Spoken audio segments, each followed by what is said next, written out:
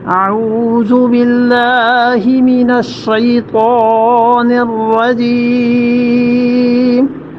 بسم الله الرحمن الرحيم أبلغكم رسالات ربي وأنا لكم ناصح أمين مبلغکم، میں تمہیں پہنچاتا ہوں رسالات ربی، پیغام اپنے پروردگار کا۔ ایک ترجمہ تو رسالات کا یہ کیا گیا ہے، اور ایک اسی کو جمع کے معنی میں بھی بعض مفسرین نے لیا ہے کہ رسالات ربی، میں پہنچاتا ہوں تمہارے پاس اپنے پروردگار کے پیغامات، کئی پیغام جو اللہ نے مجھے دیے ہیں، اور نبوت اللہ نے دی ہے، خدا کی توحید کا سب سے بڑا پیغام ہے، میں وہ تمہارے پاس لے کے آیا ہوں۔ وَأَنَا لَكُمْ نَاصِحٌ، اور مجھ پہ اعتبار کرو، میں تمہارا خیر خواہ ہوں۔ انبیاء علیہ السلام جو ہوتے ہیں وہ ناصح ہوتے ہیں، اور ناصح کا مطلب یہ ہے کہ عربوں میں ناصح اس کو کہتے ہیں جو شفقت کے ساتھ بات کو سمجھائے، جس کے دل میں اپنے مخاطب کے لیے کڑھن ہو کہ کسی طرح یہ بات مان جائے۔ ماں نصیحت کرتی ہے، باپ نصیحت کرتا ہے، تو ناصح وہ کہلاتا ہے جس کے دل میں تڑپ ہوا کرتی ہے کہ میرا مخاطب یہ بات مان جائے۔ اس سے معلوم ہوتا ہے کہ انسان کو ناصح ہونا چاہیے، یعنی دوسروں کے لیے درد بھی ہونا چاہیے دل میں، اور اللہ سے مانگتا بھی رہے کہ خداوندہ ان لوگوں کو ہدایت دے دے، یا جس کو میں دعوت دے رہا ہوں، جس کو نصیحت کر رہا ہوں، اللہ اس کا دل ایسا کر دے کہ وہ اس نصیحت کو قبول کر لے۔ یہ سب چیزیں اس لفظ سے معلوم ہوتی ہیں، امین۔ اور انہوں نے کہا کہ دوسری بات یہ ہے کہ میں معتبر ہوں، میرا اعتبار کیا گیا۔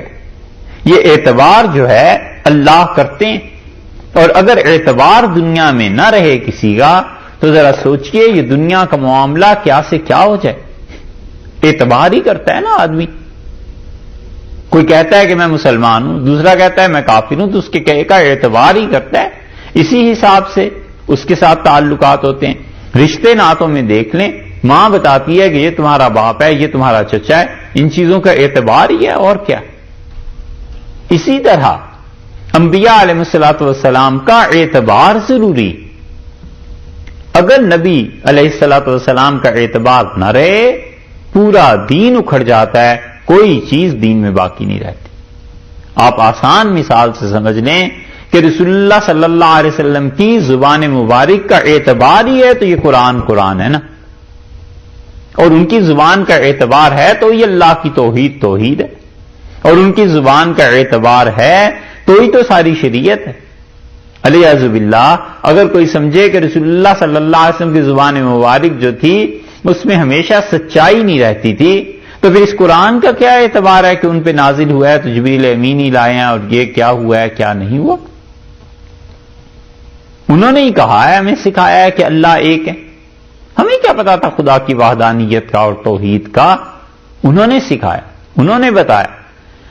اور اگر ان کی زبان پر اعتبار اٹھا دیا جائے تو پھر 2 خدا بھی ہو سکتے ہیں، 10 بھی ہو سکتے ہیں، اور کروڑوں میں بھی ان کی تعداد پہنچ سکتی۔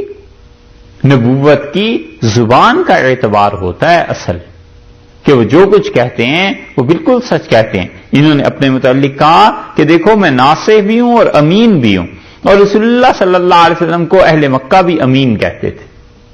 نبوت سے پہلے بھی ان کے ہاں یہ تصور تھا کہ وہ کہتے تھے یہ شخص امین ہے، امانت دار ہے۔